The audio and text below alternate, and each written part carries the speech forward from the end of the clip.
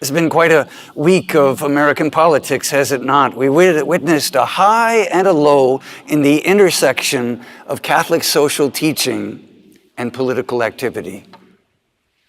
A high point last Friday, January 27th, drew hundreds of thousands to the nation's capital on Friday to protest the 44th anniversary of the Supreme Court decision creating a constitutional right to an abortion.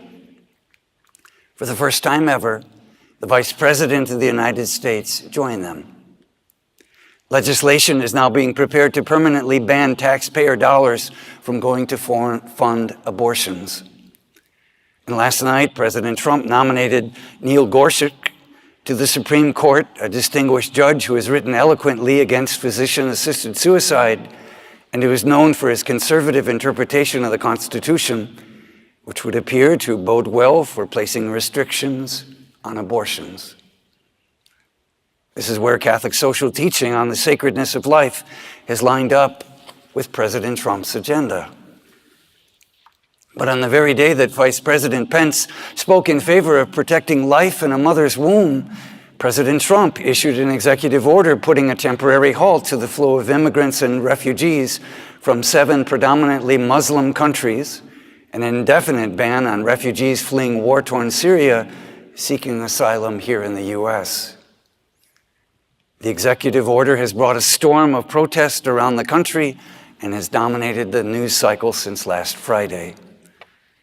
The president has claimed that this will make our country safer and will protect us from potential terrorists by doing extreme vetting of those trying to enter this country. But our own Cardinal Cupich has condemned this action, is one of the first religious voices in the country to issue a very strong statement calling this not just a political issue, but a human rights issue. He wrote, and I quote, "The executive order to turn away refugees and to close our nation to those, particularly Muslims, fleeing violence, oppression, and persecution is contrary to both Catholic and American values. Have we not repeated the disastrous decisions of those in the past who turned away other people fleeing violence, leaving certain ethnicities and religions marginalized and excluded?" The Cardinal was not speaking alone because soon after the United States Catholic Conference of Bishops condemned this action in similar words. Even Pope Francis reacted sharply to the president's executive order, stating, and I quote, "All nations must focus on service to the poorest, the sick, and those who have abandoned their homelands in search of a better future for themselves and their families. It's hypocrisy to call yourself a Christian and chase away a refugee or someone seeking help, someone who is hungry or thirsty, toss out someone in need of my help. If I say I am a Christian, but do these things, I am a hypocrite." End quote.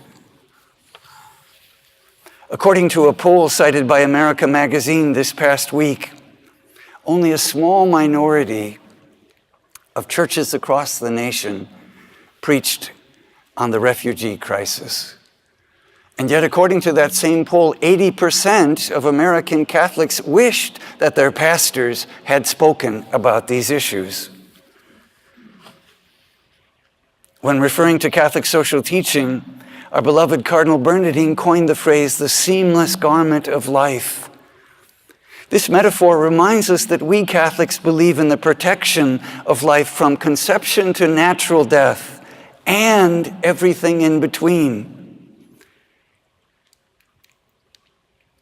Catholic means universal, and we are over 1.2 billion strong. That's more than half of the 2.2 billion Christians in the world.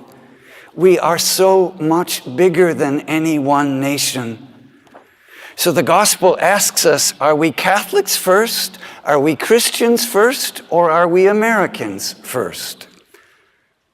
This is not an academic question. As Catholics, this is not a time to do nothing.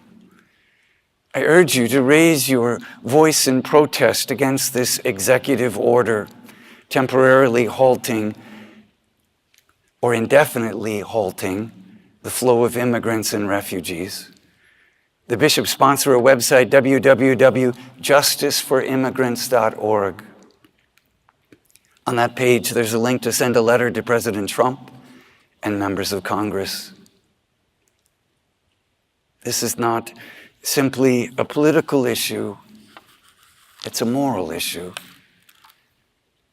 Cardinal Cupich ended his letter of protest by quoting Pope Francis in his challenging words to Congress in 2005 that should haunt us as we come to terms with the events of last week.